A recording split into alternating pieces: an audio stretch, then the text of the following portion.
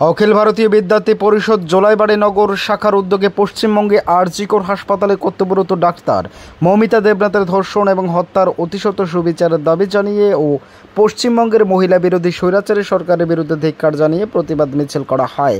মিছিলে সাধারণ ছাত্রছাত্রীদের ভিড় প্রচুর ছিল। গোটা বাংলার সাথে পার্বত্য ত্রিপুরায় গর্জে ওঠায় মিছিল সত্যি দারুণ প্রশংসনীয়।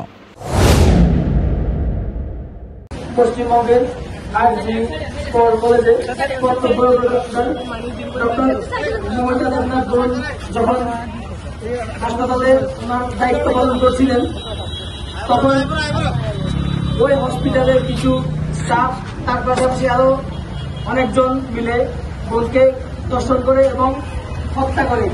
কিন্তু দুঃখের বিষয় ওই রাজ্যের সরকার ওই ঘটনাটিকে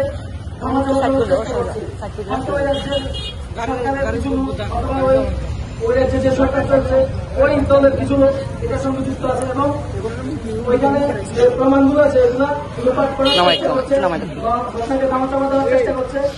আজকে এতদিন হয়ে যাওয়া সত্ত্বেও আমরা সুবিচার পেলাম না।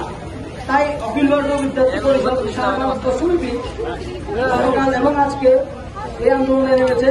যতক্ষণ না পর্যন্ত আমাদের এই বোনের সুবিচার পাই ততক্ষণ আমাদের আন্দোলন জারি থাকবে এবং আমরা হুঁশিয়ারি দিয়ে যাচ্ছি।